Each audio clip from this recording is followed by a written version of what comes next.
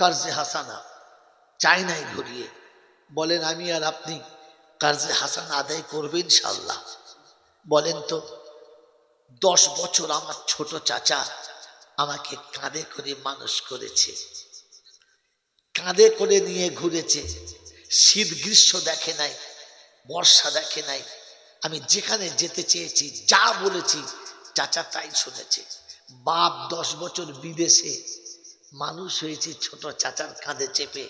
কোনোদিন 20 টাকা চেয়েছে? আমি তোকে কাঁধে করে ঘুরিয়েছিলাম, দে 20 টাকা দে বলেছে? আমি তোকে কাঁধে করে ঘুরিয়েছি, যা চেয়েছিস খাইয়েছি, দে 200 টাকা দে বলেছে? বলে নাই। আমার বন্ধুরা, আমার আল্লাহওয়ালা ভাইরা, বলেন ছোট চাচাকে কাঁধে করে কোনোদিন 1 ঘন্টা ঘুরিয়েছ? ঘোরাও নাই। আজ তোমার কাছে কার্জে হাসানা চাইছে, আজ তোমার কাছে কার্জে হাসানা চাইছে। আজ চাচা অচল হয়ে গেছে, আজ চাচা দুর্বল হয়ে গেছে, আজ চাচা গরিবের সংসারে একেবারে নিঃস্ব হয়ে গেছে। আল্লাহ আপনাকে আওকাত দিয়েছে, অনেক পয়সার মালিক হয়েছ, আল্লাহ দিয়েছে। আমার বন্ধুরা, আমার আল্লাহওয়ালা ভাইরা, ওই রকম চাচা, ওই রকম চাচা যে আমাকে সারা জীবন এমনিভাবে ভালোবেসে মানুষ করেছে। বলেন কোনোদিন ওই চাচার হাতে না বলার আগে, না চাওয়ার আগে 200 টাকা হাতে দিয়ে বলেছি, চাচা এটা তোমার টাকা, তুমি পান বিড়ি খাবে, তোমার যা মন যাবে তাই খাবে? দিয়েছি কোনোদিন? কার্জে হাসানা দিয়েছি? ওরে চাচা তো দূরের কথা, অন্য তো দূরের কথা, জীবনে কোনোদিন ভাই বোনের কথাও ভাবি নাই, মায়ের পেটে ভাইয়ের কথা ভেবেছি কোনোদিন? মৃত্যুর পথযাত্রী পিতা বিছানায় শুয়ে আছে, চোখ দুটো দাঁড়িয়ে গেছে, বুকের কাছেটা কেবল দুকদুক করছে, সবাই বলছে যে কোনো সময় মরে যাবে, সব চারিদিকে গোল করে বসেছে। বাপের চোখের কোণ দিয়ে টপ টপ টপ টপ করে পানি আসছে, দরদর দরদর করে পানি আসছে। আমার বাবাজিরা, আমার সোনার চাঁদ বন্ধুরা, ওই সময় ছেলে, বড় ছেলে বাপের কাছে গিয়ে বলছে, আব্বা কষ্ট হচ্ছে। বাপ কথা বলে না, ইশারা করে বলেছেন না। বাচ্চার হাতটা ধরে আস্তে করে তুলে নিয়ে বুকের উপরে রেখেছে, আর চোখ দিয়ে গড় গড় করে পানি আসছে। তো বেটা বলছে, আব্বা বলো না কি হয়েছে, বলো, আমি তো রয়েছি, বলো না। ওই সময় কাঁদতে কাঁদতে চোখটা ইশারা করে দেখেছে আর বলেছে, ছোট্ট মেয়েটাকে রেখে চলে যাচ্ছি, ওকে ভালো করে পড়াশোনা করাতে পারলাম না, ওকে ভালো জায়গায় পাত্রস্থ করতে পারলাম না, আমি মনে হয় আর বাঁচবো না। আমার ওই মেয়েটাকে তুই যেন কাঁদাস না, আমার ওই মেয়েটাকে তুই যেন কোনোদিন অভাব বুঝতে দিস না। আমার আল্লাহওয়ালা ভাইরা, জ্ঞানীজনরা, সুধী মানুষরা, বাপ এই আত্মনাদ করে চোখের পানি ফেলছে, আর বেটা সান্ত্বনা দিয়েছে, চিন্তা করো না, আমি রয়েছি, চিন্তা করো না, আমি ওর ব্যবস্থা করে দেবো। এতটুকু সান্ত্বনা নিয়ে নীরবে চোখটা বন্ধ করেছে।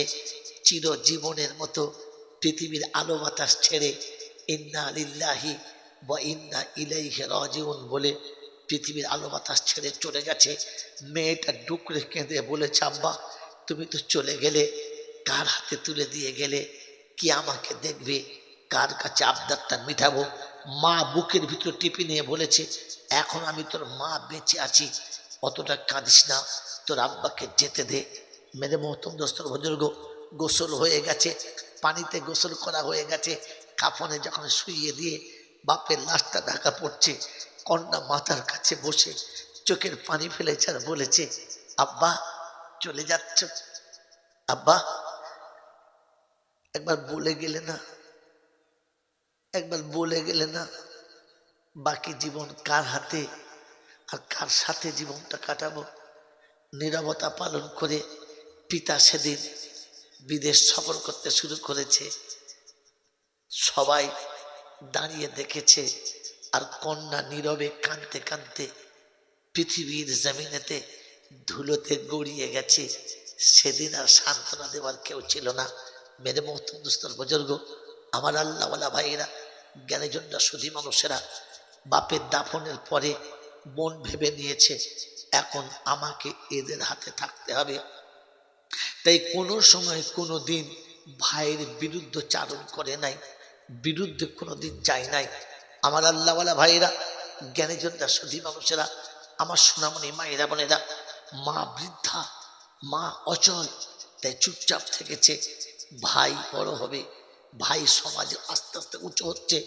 যখন খেতে বসেছে তখন পাশে বসে মায়ের মতো খাইয়েছে, মায়ের মতো তিল তিল করে বড় করেছে। আমার আল্লাহওয়ালা ভাইরা, নোংরা কাপড়টা কাচবে কে? ওটা বোন। বিছানা তুলে দেবে কে? ওটা বোন। খেতে বসলে ঠান্ডা পানি এনে দেবে কে? ওটা বোন। দুই ভাই বোনে মায়ের কাছে মানুষ হচ্ছে। মেয়ের যৌবন প্রাপ্ত হয়ে গেছে, সবাই চারিদিক থেকে কথা বলে, মাও ভাবে মেয়েটাকে বিদায় করতে হবে। তো সেদিন বোনটি বলেছে, মেয়ে বলেছে মাকে, মা তুমি একটু দাঁড়াও, আমার ছোট্ট ভাইটাকে একটু সমাজে দাঁড় করিয়ে দিই, তারপরে আমি বিদায় নেব। তুমি তাড়াতাড়ি করো না, আমি চলে গেলে তুমি অচল মানুষ ও বাচ্চা। মা বেটার কষ্টের দিন এমন ঢল নামবে, আর দেখার কেউ থাকবে না। একটু দাঁড়াও আমার কাছে, আমার ক্ষমতা আছে। পেটে কাপড় বেঁধে, কোমরে কাপড় জড়িয়ে লোকের বাড়িতে ঝি খেটেছে, আর যতটুকু পেয়েছে বাড়ি এনে ভাই বোনে ভাগ করে খেয়েছে। ভাইকে খাইয়ে দিয়ে তবে খেয়েছে।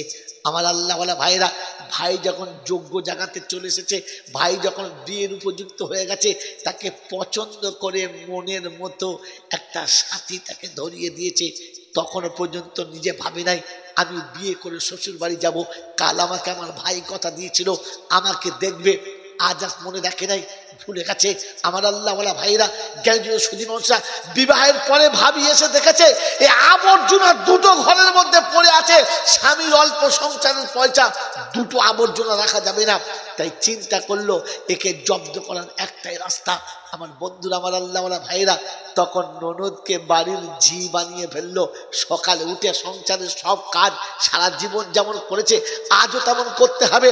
আমার আল্লাহওয়ালা ভাইরা, ওই সাথে ভাবির এবং ভাইয়ের দুজনের কাপড় জামা কাচতে হবে।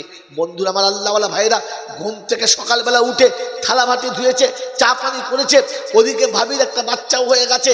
ভাবির বাচ্চাকে কোলে নিয়ে আদর যত্ন করতে করতে খাবার টাইম পেরিয়ে চলে গেছে, খেতে বসেছে। ওই সময়তেই ভাবি শুনিয়ে দিয়েছে, তোমার খালি খাই খাই তোমার মেজাজ, এখনো তোমার ভাই যাবে রাস্তায় কাজ করতে, পারো না কাজ রান্নাটা করতে। রান্না করতে চলে গেছে। গোয়াল ঘরে গিয়ে যখন গোয়াল কাটছে, চুপ করে বসে আছে। মা উঠতে পারে না, অচল, দুর্বল, কিন্তু মায়ের ব্যথা মনে আছে। টুক টুক টুক টুক করে হেঁটে গোয়াল ঘরে গিয়ে বলছে, আমি গোয়ালটা পরিষ্কার করে দিচ্ছি, তুই দুটো খেয়ে নে। আমার আল্লাহওয়ালা ভাইরা, বেটি আস্তে করে উঠে মায়ের গলাটা জড়িয়ে ধরে গোয়ালের ভিতরে ঢুকরে কেঁদে বলেছে, মা আজ আমার আব্বা থাকলে এটা শুনতে হতো না। সকালে উঠে ভাবিকে চা করে দিয়েছি, ভাইকে টিফিন করে দিয়েছি, সংসারের সব কাজ সেরেছি, শুধু গোয়ালটা কাটতে দেরি হয়েছে। তাই চা বানানোর পরে সবার হলো, আমার ভাগ্যে জুটলো না, কারণ আমার আব্বা মরে গেছে, আমার বাপ মরে গেছে। তাই আমাকে পাশে বসিয়ে খাওয়ার মতো আর কাউকে দেখতে পেলাম না। আমার আল্লাহওয়ালা ভাইরা, সেদিন মা বুকে টিপে ধরে সান্ত্বনা দিতে বলেছে, কাঁদিস না, শুনলে তোর ভাবি রাগ করবে, সংসারে আগুন লেগে যাবে, তাই তোর কান্নাটা চেপে রাখ। আমি মা দোয়া করছি, স্বামীর ঘরে গিয়ে তোর সুখে সংসার হবে। একদিন তোর খোদা কপালে সুখ দেবে, একদিন তোর কপালে শান্তির বাতাবরণ আসবে। এই সান্ত্বনা দিয়ে নিজের মেয়েটাকে চুপ করিয়েছে, কখনো প্রতিবাদ করে নাই। এরপরে তাদেরই ছেলে মানুষ করতে করতে অর্ধেক জীবন পেরিয়ে গেছে। যখন তাদের এরকম একটা সময় এসেছে, যৌবন ভাটার দিকে পড়ে গেছে, আর বিয়ে করার নেশা নাই, বিয়েতে কোনো রকমের সুখ নাই, কিন্তু তবু ভাবলো অন্যের গলাতে মালা হয়ে ঝুলে থাকার থেকে নিজের জায়গায় চলে যাওয়া ভালো। এরকম একটা বয়সে পাড়ার লোকেরাও বলেছে, মাঝে মাঝে বৃদ্ধা মা বিছানায় শুয়ে শুয়ে বলে, হ্যাঁ বাবা, বোনটার জন্য কোনো ব্যবস্থা করলি না, একটা রাস্তা দেখে দে না, একটা জায়গা দেখে দে। আমার আল্লাহওয়ালা ভাইরা, এইরকম সময়তে এক বৃদ্ধর গলাতে, যার দুটো বউ মরে গেছে, 3 নম্বরে এর সাথে বিয়ে, তার চুলদারি পেকে গেছে, হাড় একরকম বেঁকে গেছে, এইরকম একটা বুড়ো দেখে এর সঙ্গে বিয়ে ঠিক। বোন তাতেই রাজি। মাথার উপরে আব্বা নেই, দেখার মতো কেউ নেই, বলার মতো কেউ নেই। সেদিন মা বসে বসে ঝরঝর করে কেঁদেছে আর ভেবেছে, আমার একটা আইবুড়ো মেয়ে, একটু বয়সটা বেশি হয়ে গেছে, তাই বলে এরকম বুড়োর সঙ্গে